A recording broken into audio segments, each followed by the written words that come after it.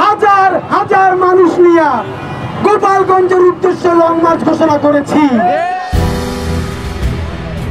গোপালগঞ্জকে স্বাধীন করতে আগামী শুক্রবার হাজার হাজার জনতা নিয়ে লং মার্চের ঘোষণা দিল ইনকিলাব মঞ্চ।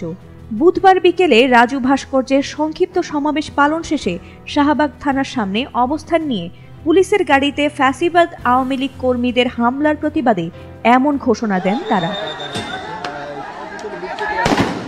এ সময় ইনকিলাব মঞ্চের মুখপাত্র শরীফ ওসমান হাদি বলেন, অত্যন্ত লজ্জার সাথে বলছি, যেদিন আবু সাইদ ফ্যাসিবাদের বিরুদ্ধে বুলেটের সামনে দুই হাত উঁচু করে দাঁড়িয়ে জীবন দিয়েছিল, সেই একই দিনে স্বাধীন বাংলাদেশে গোপালগঞ্জে এনসিপির শান্তিপূর্ণ সভায় আওয়ামী লীগের নেতাকর্মীরা একের পর এক হামলা চালিয়েছে। বিএনপি, জামায়াত, এনসিপির সাথে আমাদের মতবিরোধ রয়েছে, কিন্তু জুলাইয়ের কোনো প্রশ্নে মতবিরোধ নাই। যতদিন পর্যন্ত তারা স্বাধীনতার পক্ষে থাকবে, জীবন দিয়ে হয়েও আমরা লড়ব। ইনসাফের বাংলাদেশ যতদিন পর্যন্ত না কায়েম হয়, ততদিন পর্যন্ত আমরা রাজপথ ছেড়ে যাব না।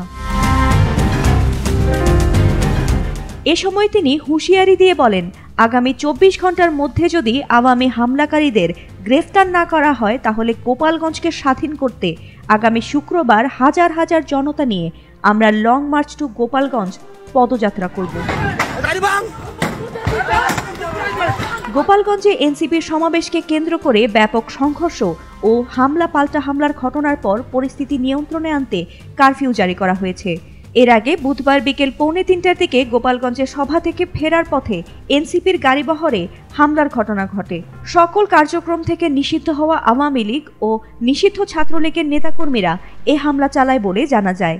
এ সময় গোপালগঞ্জ রণক্ষেত্রে পরিণত হয়। পরিস্থিতি নিয়ন্ত্রণে পুলিশ ও সেনাবাহিনী গুলি চালিয়েছে। এ সময় পুলিশ ও সেনাবাহিনীর গাড়িতেও হামলার ঘটনা ঘটে। আর এ ঘটনার পর এনসিপির নেতারা গোপালগঞ্জ সার্কিট হাউসে অবস্থান নেন। ফাতিমা সুলতানা, এটিএন বাংলা।